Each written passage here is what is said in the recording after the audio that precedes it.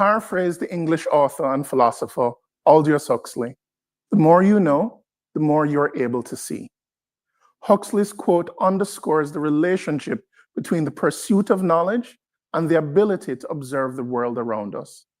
My name is David Suter, and I'm one of the co-founders of the /Roots Foundation, a consortium member of the OneCity project. We are here today because /Roots, alongside Capri, Fight for Peace, and Monogia Informatics, believe that to accelerate our progress in this collective project that is Jamaica, we need new and better ways of collaboration. Made possible through a grant provided by Foundation Botnar, the OneCity project's primary goal is to improve how we engage in urban planning and the integration of youth and young adults in society. Today's event will explore the first of 6 planned studies that make up the OneCity project. The work focuses on measuring how well the needs of communities are met.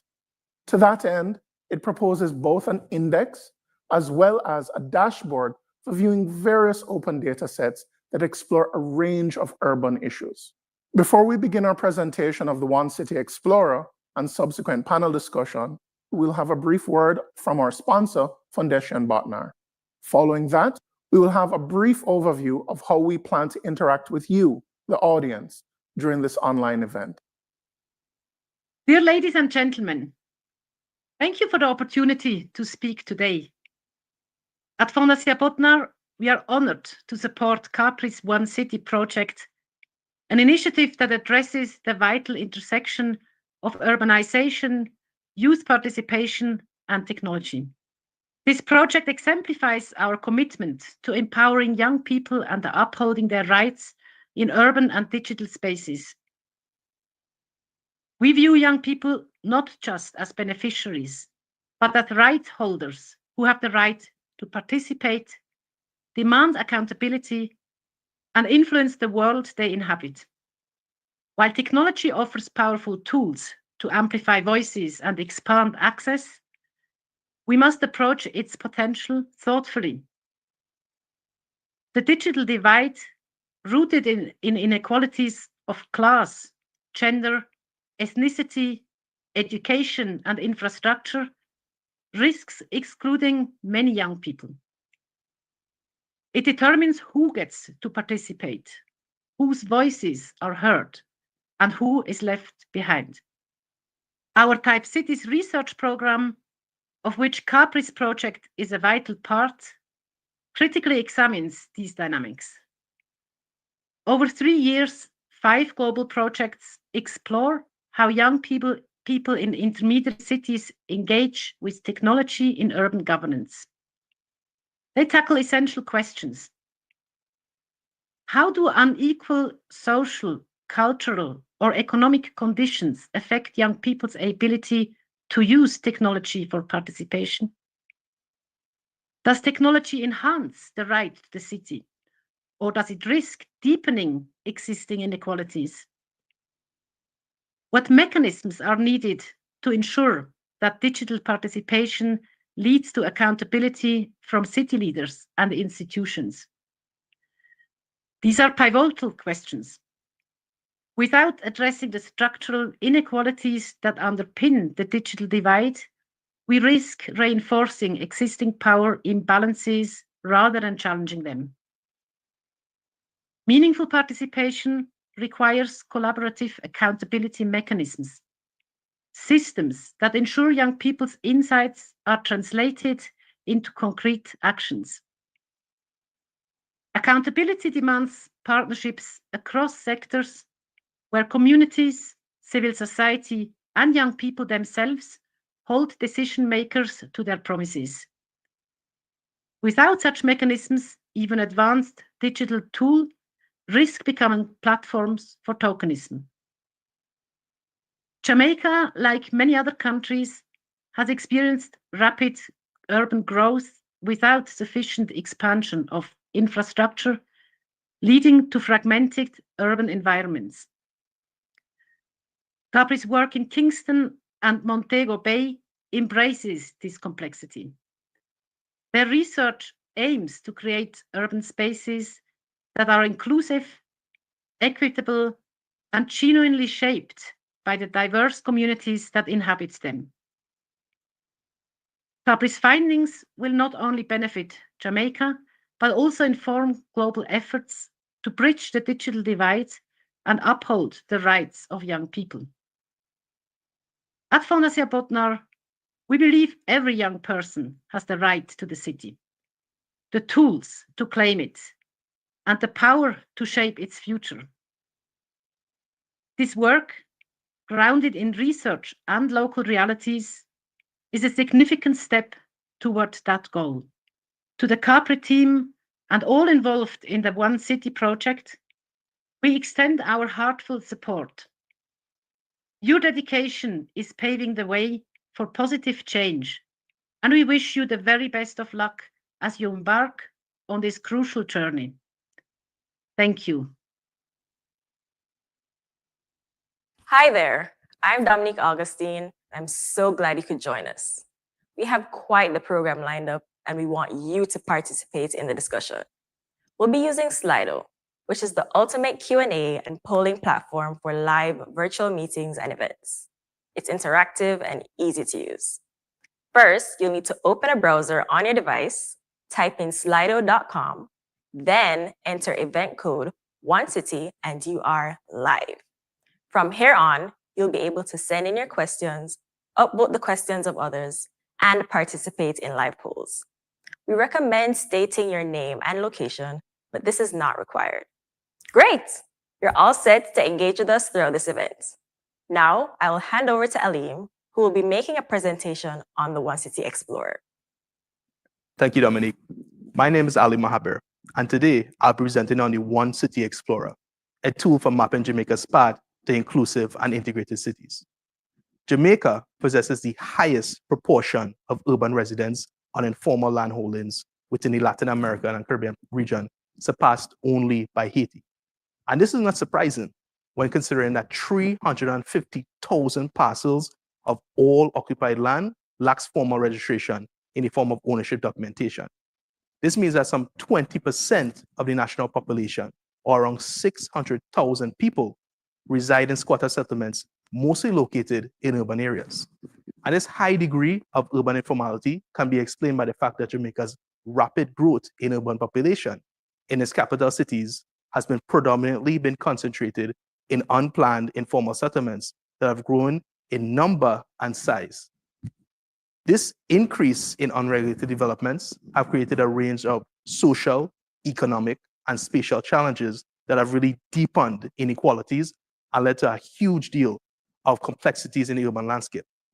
The problem now lies in how we measure and characterize these complex urban issues. Urban landscapes are dynamic, they're ever-changing, so it makes it difficult to capture reliable data on these areas. Informal settlements in particular often lack official recognition, and this results in gaps in the data that obscures the needs of large segments of the urban population. Additionally, resource constraints severely limit the ability to conduct household surveys and community-level data collection. So delays in data publication by public authorities is also a frequent issue. And in some cases, entire neighborhoods are literally left off the map in data and reports. These gaps result in a lack of comprehensive data needed to drive proactive policy formulation and the development of integrated urban planning strategies. Now, data from international organizations like the World Bank, UN Habitat, that can be used to fill in these gaps, but the data is typically based on just broad estimates rather than precise localized measurements. And while useful for national comparisons, such data sets lack the granularity needed for community-level insights. This highlights the need to bridge the gap between large-scale generalized data sets and deeply contextual neighborhood-level findings. Accurate, reliable urban data is essential. And when socioeconomic indicators are spatially represented on maps, they provide a powerful visual tool for policymakers, urban planners, and community stakeholders to highlight areas of greatest need, guide resource allocation, and inform targeted interventions. They also facilitate a better understanding of how different urban challenges intersect, offering a structured, multidimensional framework for assessing sustainable development and monitoring progress over time. This is really important in Jamaica, with urban landscapes, socioeconomic conditions are evolving rapidly, making the OneCity Explorer an essential tool. At this point, you may be asking yourself, what exactly is the OneCity Explorer? It's an online, interactive, open access dashboard designed to provide data on 14 key indicators related to urban services and quality of life. These indicators include access to electricity, sanitation, environmental vulnerability, public safety, just to name a few, all disaggregated and mapped at the community level across Jamaica's 2 major urban regions, the Greater Kingston metropolitan area and Montego Bay. In addition to these individual indicators, we have developed a composite measure called the Urban Integration Index. And by combining all 14 indicators, we calculated a score for each community, enabling us to identify areas most in need of support. The data for this project was sourced from a wide range of local and international partners. Locally, we work with state agencies like the National Water Commission, the National Solid Waste Management Authority, the Jamaica Constabulary Force, and the Jamaica Bankers Association, forming data sharing agreements and collaborative partnerships. Where local data was unavailable, we turned to online repositories such as the Humanitarian Data Exchange, GeoQuery's e-data platform, and the World Bank Data Catalog. In some cases, like the creation of the Regular Tenure Index, we developed data sets in-house at Capri with supervision from subject matter experts internally and on the project's advisory board. And this is the very first time that open access data sets on a variety of urban issues across Jamaica's 2 largest urban regions have been made available for anyone to view, compare, and download. And while there have been prior attempts to provide this sort of open urban data, the OneCity Explorer offers incredible depth and breadth.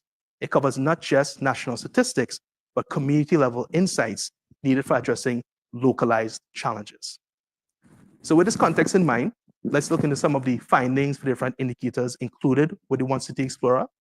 We're only going to have enough time to focus on 3 indicators in the presentation, but note that there's 12 more we hope you can look into when accessing the platform, including our Urban Integration Index. But for now, let's explore street structure. A street structure was measured using specialized software called Space Syntax to examine road network connectivity. Essentially, roads with higher connectivity, you can see it in red, typically follow the regular grid-like pattern, but roads with low connectivity, shown in green and blue, adhere to irregular tree-like patterns.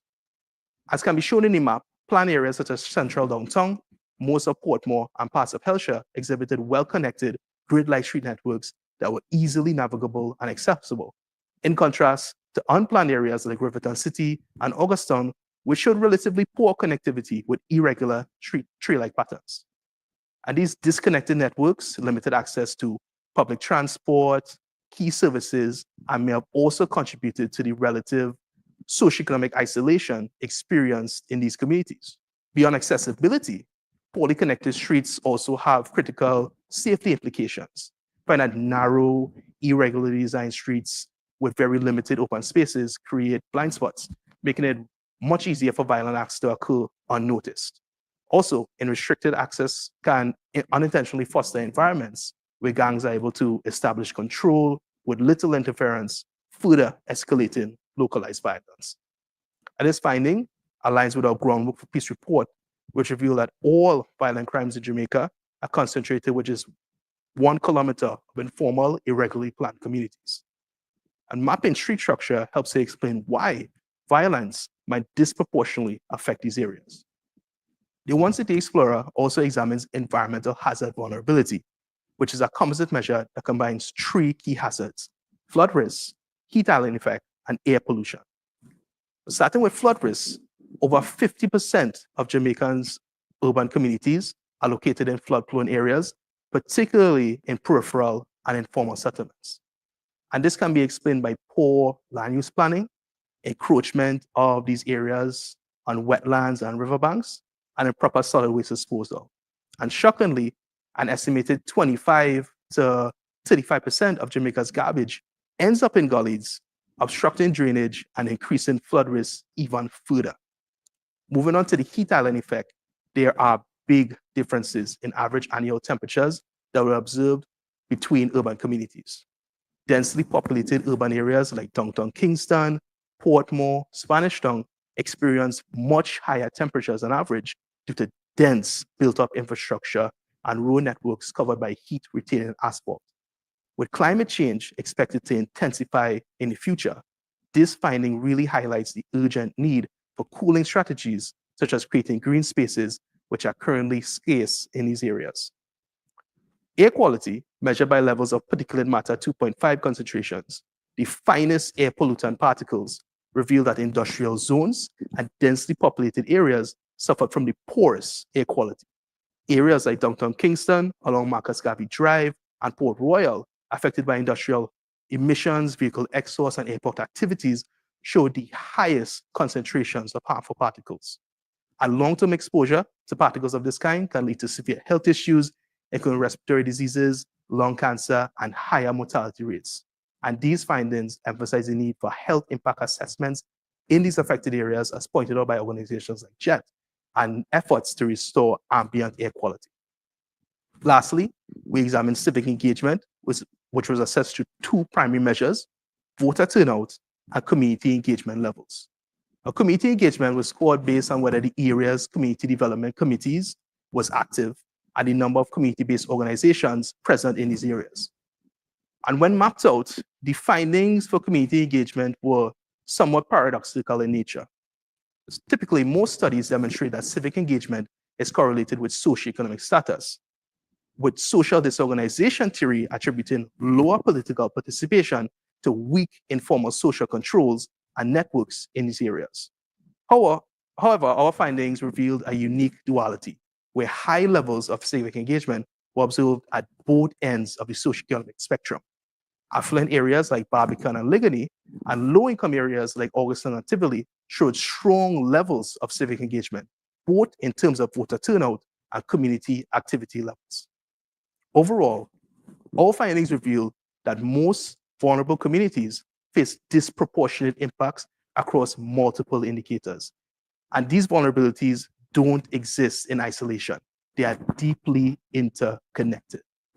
For example, poor street connectivity goes beyond limited access to essential services. As we demonstrated, street layouts can influence gang activity that may in turn exacerbate environmental risks like illegal dumping in neglected areas. And this cycle of disconnection may restrict opportunities for civic collaboration and organization in some cases. And these insights highlight the systemic nature of urban challenges. They demonstrate that no issue stands alone. Each is tied to others. Addressing these challenges requires integrated, multidimensional strategies in urban planning. But by combining spatial, socioeconomic, and participatory approaches achievable via the OneCity Explorer, we can foster more inclusive, resilient cities. While the OneCity Explorer is a promising tool, however, it's not perfect. There are still key areas for growth and improvement. The good news is that the Explorer is sustainable, which means that regular updates can be carried out to ensure that the platform continues delivering long-term value and remains relevant. It's expandable so that we can add additional data sets, for example, on road quality, green spaces, and it's going to provide further evidence and insights for users to discover in the future. The data sets themselves are refinable as we build more local partnerships, we gain access to more accurate and up-to-date data, we can further enhance the accuracy and depth of analysis. And the platform is designed to be scalable, with potential to be adapted for other urban regions in Jamaica, across the Caribbean region as well, in order to address broader regional needs. So building on the gaps identified, the OneCity Explorer holds great potential to drive meaningful change in Jamaica's urban planning and policymaking. It can help to bridge the data gap by providing data sets on an assortment of urban issues and quality of life measures that integrate spatial and socioeconomic data. In doing so, stakeholders can be empowered, and it equips them with the data needed for evidence-based decision-making, fostering more inclusive and informed planning. And by using visual tools to pinpoint areas of greatest need, we can strategically allocate resources and focus interventions where they will have the most impact, ensuring these communities are empowered to thrive in the long term. In order to realize this vision, collaboration and innovation are key. So we encourage organizations, especially those listening, to reach out and hopefully partner with us in unlocking the full potential of this tool for transformative urban planning. Thank you. To tell you more about navigating the dashboard and unlocking its full potential, I now hand you over to our communications lead for OneCity, Morgan Phillips. Thank you, Aleem. And good evening, everyone. Now I'll take you through how to access OneCity Explorer. Start by going to capricaribbean.org/OneCity. This brings you to the homepage for OneCity. Click on the OneCity Explorer icon, which will take you to the dashboard that was designed by the Mona Geoinformatics Institute, Mona GIS. Once the dashboard has loaded, you will see a map of Jamaica displaying the study areas of Kingston and Montego Bay. To zoom in or out on the map, you can hover over the area and scroll with your mouse, or use the plus and minus icons in the bottom right corner of the map. You will notice that the value of the scale bar in the bottom left corner of the map adjusts to represent the extent of the map displayed.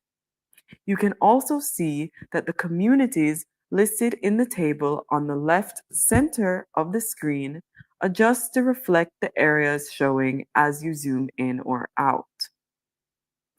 At the top right of your screen, you'll see double drop-down arrows, which you can click to expand and find more tools to navigate the dashboard. The first tool option available is the search bar, which allows you to type in a specific community or to use your current location. The bookmark icon allows you to toggle easily between the Kingston metropolitan area, the St. James area, and all of Jamaica. The base maps icon allows you to change the style of the map that you're looking at. This is a stylistic feature with plenty of options. Let's try the National Geographic Style map. Now that we know the basics, let's cover how to understand the data presented on the dashboard. Each of the 14 indicators and the Urban Integration Index is represented by a layer on the map. The dashboard automatically starts with all 15 layers on, so you can see their data. When you click on a community, the name of the community comes up on the right side of the screen. Then, click on the bottom where it says 1 of 15, and that allows you to see the values for each layer or indicator. To understand what these numbers mean, you can consult the left side of the dashboard, where there's the panel that explains what each indicator means, and the legend that explains the ranking of the values. Let's start with the Irregular Tenure Index. The value of 3.83 corresponds with a low score. The panel above tells us that a higher percentage indicates greater land tenure insecurity, which means that this community has low insecurity, or rather relatively high security of land tenure. The next indicator is water scarcity. When I scroll down, I can see the legend for this indicator. And when I click the right arrow in the center left panel, it takes me from land tenure to access to water. And this right arrow takes you through all the indicators right through to the Urban Integration Index. When you click on a layer, you'll see a symbol that looks like an eye with a slash through it, which means that the layer is not visible. So you can continue clicking on the layers until you're left with just the ones that you want to analyze. Since Aleem talked about the relationship between improper waste disposal and flooding, let's look at waste management and environmental hazards indicators. So I'll click to hide all the layers except those two. Whichever layers are turned on will also be displayed in the legend section so that you can interpret the data. When I click on Rosetown, I can see that it has a low sanitation index. When I scroll to the description box, it says that higher values indicate better access to solid waste services. So this means that Rosetown has insufficient waste collection services. And then we look at the environmental hazard score, which is very high. By looking at both layers, we can see what might be a relationship between the two indicators, although we know that the environmental hazards indicator also considers other factors besides flooding, like heat levels and air pollution. When looking at a single layer, you are able to easily use the color gradient to understand the indicator values. For example, we can see that Friendship Community has a lower education score than Johns Hall. You can click on the bottom right corner of the dashboard to go back to the OneCity website where you have access to download all the indicator datasets. If you need further guidance on how to navigate the dashboard, you can download our user manual. I hope you feel ready to use OneCity Explorer. Now I'll hand over to Dr. Patricia Green, who will share her perspective on OneCity Explorer as a tool for urban planning. Good evening, and thank you, Morgan, for that demonstration. You know, the one city indicator that I'm most excited about is the number one, irregular land tenure, and measures the proportion of informal irregular land in communities. Augustown has a very high, in fact, it's the highest, and it has an index of 89.89. Pepin is also high with 26.78. Now, I have selected these two communities because they have been generationally settled lands stemming from Hope Mona Pepin plantations granted to formerly enslaved persons, therefore requiring special elaboration inside immersion research and dialogues on land decolonization. And we think about this community because these plantations have evolved in the Ligonier Plain as the Ligonier Plain and into urban settings. And we need to do better in engaging everyday citizens in issues of urban planning and governance.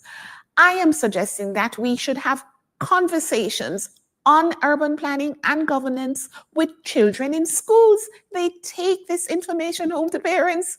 The nation needs a safe space where persons can be transparent, a place that seeks to unite persons along common parameters, a space that transcends any seemingly partisan political divide, a space where the youth has a voice, a space to enjoy freedom of expression, a space that creates more inclusive, safe, and sustainable urban environments. OneCity Explorer provides such a space. I defend, argue, and embrace this to identify deficiencies in access to service and advocate for improvements in quality of life. OneCity Explorer has the capacity to engage our youth in conversations over architecture. Hence, let us use this tool to have that conversation and illustrated by working examples. Allow our youth to showcase these. Questions are, how do we design buildings that remain cool naturally and reduce carbon footprints? Let the youth answer. How do we ensure the architecture is resilient in earthquakes and hurricanes? How do we preserve the natural environment, the cultural landscape to sustain our unique Jamaican architecture as modern and relevant? How do we ensure that there's a generation that knows how to design for this sustainability? These are issues that we can ponder as we head into the panel discussion moderated by Dr. Diana Thorburn. Thank you so much. 4, 3. Thank you, Dr. Green and Morgan and Dominique and Aline. I'm having a bit of an out-of-body experience here because I'm seeing a lot of this for the first time. And as Director of Research at Capri, I've just kind of been glaring at everybody for the past year, wondering what they were really up to. You know, we set all of this out in a proposal 2 years ago, and to see that it's actually a reality is really quite an astonishing experience for me personally. But thank you for being with us. Thank you for being with us this evening. And I have in studio with me Alexander Coswell, who is a project lead on OneCity. He's a Capri Fellow. And Dr. Robert Kinloch, who's a lecturer in the Department of Geography and Geology at the University of the West Indies, Mona. And I just want to start with a little bit of a context for those who are joining us and who just want to have a little bit of a grounding in what we're doing here, why we're here. But before I do that, I want to direct people to Slido. Slido is our online tool, which will allow you to pose questions and vote up questions. But there's also a poll that I would like you to all do about the Explorer. And at the end of the evening, we will share the results of the poll. And if we have a chance, I'll share them with you as well, so we can talk about that if we have some time. But Alexandra, I just want you to give some context for people who are watching who might be a little confused, like Capri, OneCity, what's this all about? Youth, governance, technology. Just give a little, as brief as you can, overview of what OneCity is, what the relationship is with Capri, who our partners are, and what this is about. It's one of 6 studies. David said that at the very beginning, but just give us a little overview of OneCity. All right, as brief as I can. So OneCity is a 3-year multi-study project led by Capri, but in conjunction with our research partners, /Roots Foundation, Fight for Peace, and Mona Geoinformatics. And it's taking 3 years because we're looking at the nexus of urban governance, technology, and youth participation, and all aspects of that intersecting topic, or the intersecting topics. And we started out with what you're seeing a product of now, which is a baseline study of the environment in which urban youth live, which just happens to be the environment in which we all urban residents live. But this baseline study looks at the habitat in which our youth develop, and what improvements need to be made to, particularly to marginalized communities within that habitat. And from there, we, as Capri, in conjunction with the research partners, are going to go on to look at different aspects of youth participation, such as institutions that may be there that can be improved upon to improve youth participation in their own governance, in their own communities.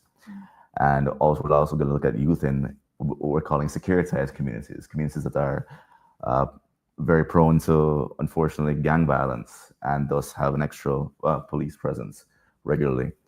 And we're also going to look at different forms of what you call digital public infrastructure that can be used to facilitate or catalyze the integration of marginalized youth, and really all Jamaica's youth for the next generation to be more deeply connected with one another and with the world.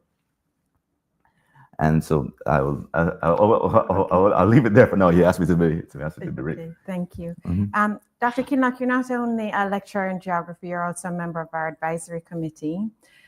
But I want to put on your lecturer hat for this question, which is just give some context of where we are in Jamaica in thinking about this urban space that we occupy, mainly in Kingston and Montego Bay, which is where we are working on now for this particular part of the project. And just give us some context of what this dashboard, what these indicators mean in terms of the urban challenges faced by us here in Jamaica and Kingston and Montego Bay. All right, thank you, Diana. So like with, many, it's a typical experience of many global south or developing countries that we are faced with significant challenges in our urban area. And as Alim had highlighted, not only do we have these challenges, but we are confronted with issues related to the interconnectivity of these challenges. a platform like that is provided by OneCity will of course provide, it's a good data repository, a very useful data repository, a repository that I think is very, very needed at this time, because more and more we are making, data-driven decisions in urban planning. When we think about, even how planning has evolved over the last few years in the context of, big data analytics. And so we're finding more complex solutions that are necessary for the complex problems that confront urban areas. So as a lecturer, and in my capacity as a researcher as well, students will be able to use this data and generate or derive insights that might perhaps inform useful urban solutions. And even in my own research, and other researchers can of course use it to inform, planning. I want to go off of that if I can a bit. And so each study that we're doing is not just a research paper that is being produced, but each study is supposed to be accompanied by digital artifacts, solutions for problems. And the first study, we're launching the artifact for it now, the dashboard. It's not just to be a research tool, a data repository. We want it to be a tool that public policy and urban governance stakeholders use in coordination. Because one of the challenges that you find in countries like Jamaica, as in many developing countries, that there's very little collaboration or information sharing between state agencies and civic society organizations that aim to improve either youth participation or urban governance challenges. And so we want this to be a tool, not just for research, but that policymakers and people who work in civil society can actually use to plan their own activities.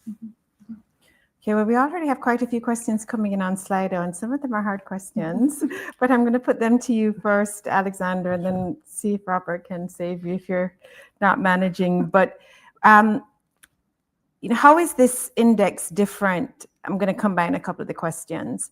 How is this urban integration index different from other urban inequality measures out there, such as the Community Renewal Index? And is this index one that has been used before? Have you created it from scratch? And yeah, I think I'll just combine. And how did you arrive at these 14 indicators? So talk about the architecture of the index itself, and where did you get it from, and why these indicators? So these indicators, well, no research was really ever done from scratch. These indicators were chosen in-house, but they were, I'd say, borrowed or modified from several different indicators that exist in the global research sphere. For example, the Civic Education Index, we borrowed wholesale from the OECD's Better Life measure of civic education. Although many of the other indicators we borrowed from the UN Habitat's own goals, which inspired a lot of what we're doing. And so it is different from community renewal indices, mainly because we are, one, honing in on what our own research has determined matters the most in terms of bringing change to these communities. So the Community Renewal Index, GRACE Index, it's very expansive, covers a wide range of things. But we decided to stay focused on what we think are the key change makers, because the goal is different. The Community Renewal Index, the goal might be just to improve civic life in the space, improve their access to green spaces. That's a worthwhile goal. Our goal is integration. We want to inform civic society work and public policy work that wants to foster greater integration between the communities, so that you don't, not just to make individual communities that might be semi-isolated slightly better, but to make them plugged in. So we have one, as the name suggests, one city, one civic space. And so, for example, the Community Renewal Index will focus a lot on land tenure security issues, but they also focus on things like housing quality index and that kind of thing. And that's important, the housing quality, what the important study. But what we're interested in is not just the housing quality, but how connected the people are to the communities. And we had to include indices that wouldn't be included in other indices like the community renewal program, such as street structure. Very few. We didn't find any research that had really analyzed the interconnectivity or lack thereof of street structure in the urban space. And so that we had to do and utilize a new methodology to be able to measure that on our own. Okay. Could I? Yes, if I could please. add to that, one of the strengths of the index really is its integration of physical, social, and economic dimensions, and of course political dimensions as well. It has. I've not seen any indices index rather that combines, for example, the urban heat island effect, for example, or those climate indicators, temperature change and stuff like that, with these social indicators. And I think not only that, it has not necessarily been done within the context of Jamaica. Now, one of the things that went into the creation of the index is that a lot of data mining had to be done. But in addition to mining the data had to be processed and stuff like that. You got the information, they got information from, doing interviews, stakeholder interviews. That type of data is not going to necessarily be so readily available in the public domain. So I think it does a good job at aggregating these data sets that already exist in other places that are useful with data sets that were essentially created that would not be available elsewhere. So yeah, I think that's where its uniqueness really lies. All right, so back from Slido again. And this is one of the harder questions, Alexander, but I'll let you take a shot at it. Doesn't visualizing disparities in a tool like this, in this tool in particular, risk stigmatizing certain communities? Well, all right. I think we anticipated this question when Oh, we okay, good. when we were doing the research. And the truth is that, many communities in Jamaica have retained the stigma for far too long because they've been stuck in the same place for far too long. And it's because a lot of people who live in much nicer, more formal areas don't have much of an idea or don't give much of a thought to what keeps these communities back or held back in the same place for so long. What is it that they're really lacking? And it's important, we thought it was important to bring that to the public for the first time, to show that what really keeps a community like Augusttown back, as Dr. Green said, a very old community. It's been here since the 1800s. We still refer to it as an informal community, even though they've lived on this land for some time. But they simply lack legal titles to the land they're on. That's a disparity that needs to be highlighted because we still refer to them as an informal community. When that doesn't really capture that, puts them in the same category as squatters. It doesn't really capture what the truth of this situation. And we need the public to be aware of these disparities, so that they can put out there, lobby policymakers to make those improvements, or else nothing will change.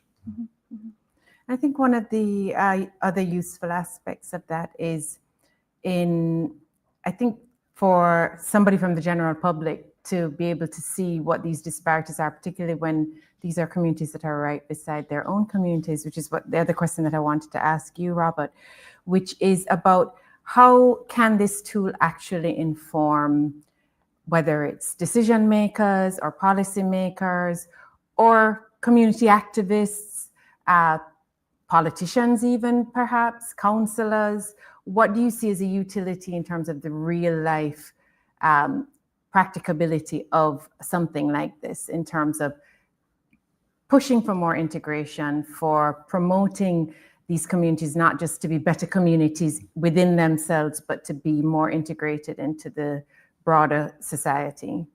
All right. Thank you for that question. And I would say that one of the the biggest or the most significant strengths of this tool is its ability to kind of visualize or spatially represent these kind of nuances in our social, economic, physical landscape and stuff.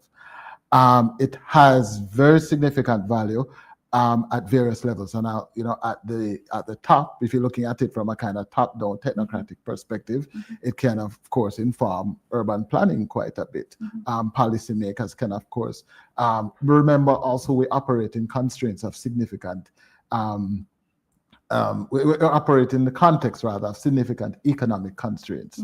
And so, when policymakers can now identify and visualize data, that some of that data is already exists, probably in a tabular format or so, but when we can actually visualize that data in a spatial format, we can deliver a more targeted approach. And this is particularly important in the context of resource constraints or lack of resources that might not be available. You want to ensure that allocation is most efficient, and the areas that need the most significant intervention are actually getting that intervention. And on that note, so I spoke about it from a kind of top-down perspective. From a bottom-up perspective now, we can look at the way in which this data can potentially empower grassroots organizations, for example, to secure funding for particular initiatives in a community. It could be something as simple as maybe developing a neighborhood park or something. Lots of times when organizations are out there ready to give out money, they want a solid justification for why this money should be allocated. And so, I think this data is the availability of the data really. It has that special quality of empowerment, and so I think from a bottom-up perspective as well as from a top-down perspective, we can, of course, facilitate better integration. All right. So there's quite a few questions about the mechanics of all of this, Alexander. So how will I'm going to let you answer all of these together. How will the OneCity Explorer tool be maintained after the project is done? 1, why aren't other parishes included? 2, that question came up quite a few times. And how will you be updating the data? How regularly will it be updated, and who's going to be updating it? All right.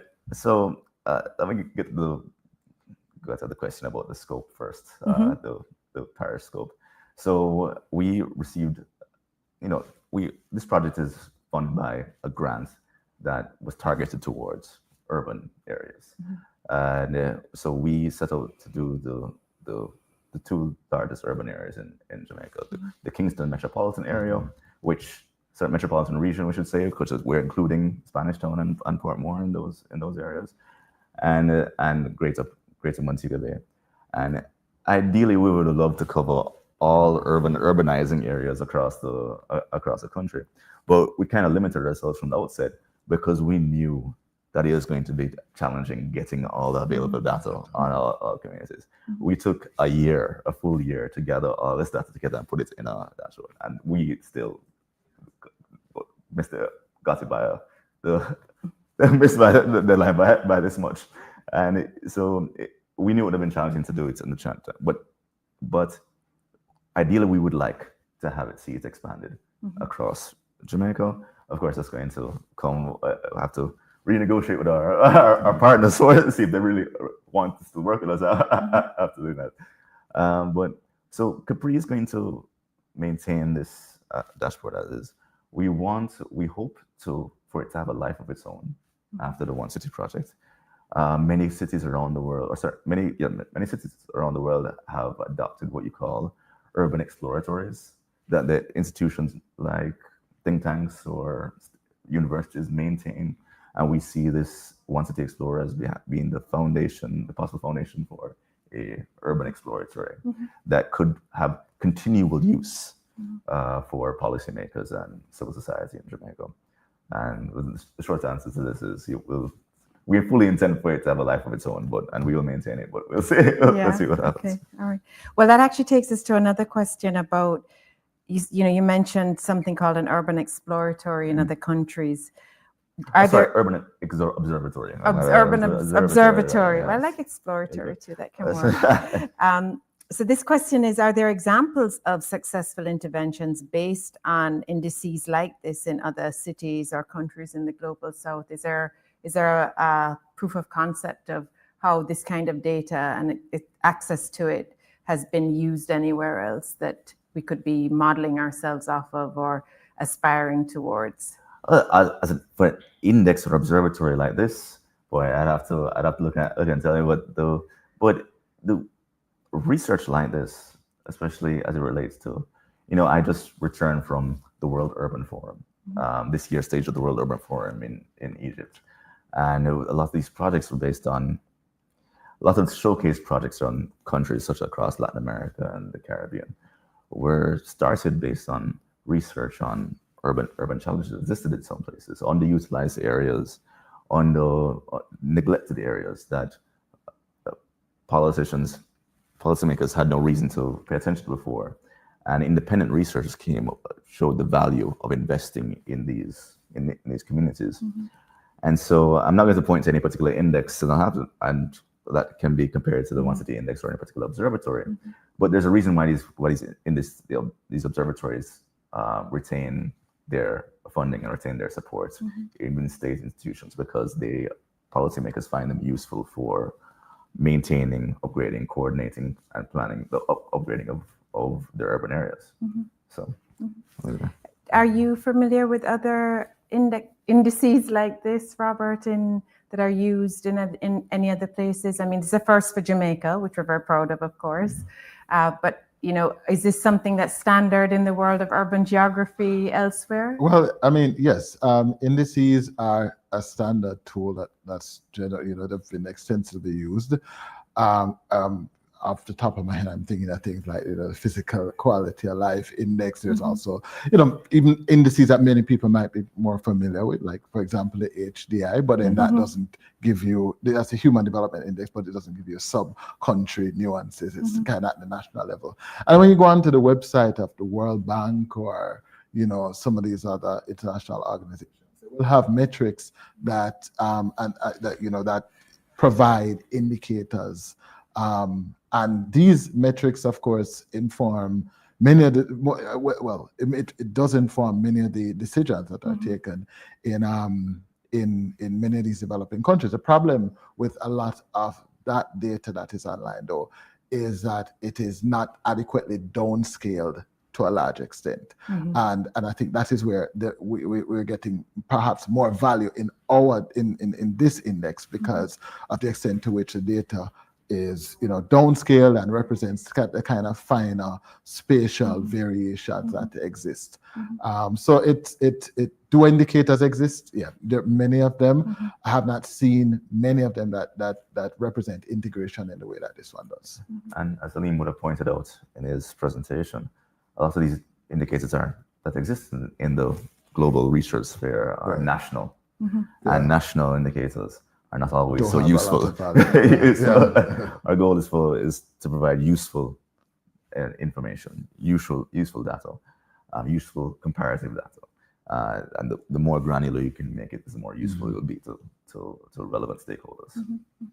Well, I also just attended a evidence conference in South Africa, and the term for that is proximate, apparently.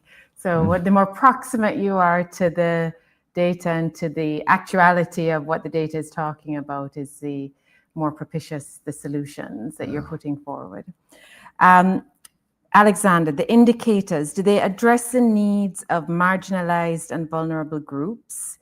And what are the plans for using this tool to demarginalize, I suppose, specifically urban youth? And you mentioned just urban populations in general. Yes. So as I would have mentioned, the first study in the OneCity project, which this dashboard represents, is a study of the habitats in which our urban youth live. All our urban youth. So that's why it covers the entire urban area. And that is a way to, as a first step, it's a baseline study to then go on to study the experiences of marginalized youth themselves and how to improve their their participation. But there are some insights in this dashboard itself, which is mainly that we're studying the lack of reach of several social services and public services, and that those intersect heavily with a topic that Capri has been speaking on for a couple of months, though, informality, the lack of secure land tenure in these communities. That's what, when we refer to marginalized communities in Jamaica, we're often referring to the informal communities. And so what the index is showing is the degree to which it's an integration index, but the inverse of that, it's showing the degree to which certain communities are marginalized. In other words, neglected by state services, and displaying that to the public is the first step towards getting them to address it. And not only that, it's not about just shedding light on this issue, but we're combining a bunch of different measures or different indicators because we want to create the beginnings of a roadmap to integrating these marginalized communities. That is the goal behind this project. So it is about these marginalized communities, the people in them, but we're kind of getting at their issues by studying their environments. So, All right, so I want to go to the poll and see what they have said. So there are two questions. One is, which OneCity indicator do you think is most important for improving the quality of life in your community? And the top one was land tenure security, access to improved water and sanitation, access to solid waste services, access to basic mobility, and access to education. Those were the ones. Street structure, employment, access to healthcare. And the other question was about, are there any other indicators you'd like to see included in future updates to the OneCity Explorer? And so I'm going to read these out, but I'm going to ask both of you to close and just reflect in the last few seconds that we have on any other indicator that you think should be there. So these are some of the ones that are there. Food insecurity, access to transportation, but that's there already, isn't it? Access to communication services. That's there already. So. That's there with ICT. Okay. Road quality. I thought of that as well. Road quality. I think everybody's thinking about that right now. Yeah, everybody's thinking about road quality right now. Green space availability, walkability, and access to employment. Yeah.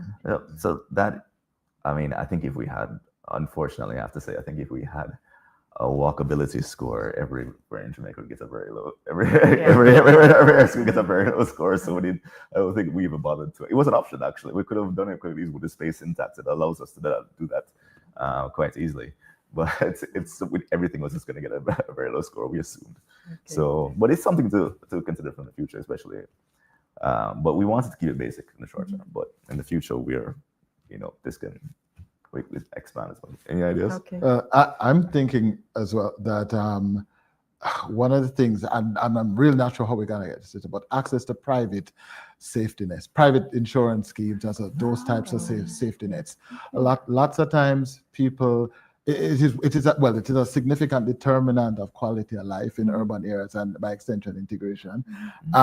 Youth do not access healthcare, not just youth, people are limiting their access to healthcare because they don't have insurance. And so I think that would be another one of those social indicators that might present for us very significant value when we're looking at the terrains of integration and the factors that perhaps marginalize or exclude youth or people living in urban environments. Yeah, so I would include that one. Okay. Well, thank you so much for this very enlightening discussion. Again, I'm still coming out of my out-of-body experience with all of this. It's very proud of all the work that you've done and the work that the team has done. Thank you for the discussion. Thank you for the presentations. And I'm going to hand back to David to close us out. We have now reached the end of our event. We'd like to thank Foundation Botnar for the funding that has made this project possible, the various public sector agencies, community organizations, advocates, and residents whose input has contributed to our work. The OneCity Explorer can be found on Capri's website at capricaribbean.org/OneCity. As mentioned before, this is the first of 6 studies, and we look forward to seeing you at future events where the outputs of this work will be shared. Good evening.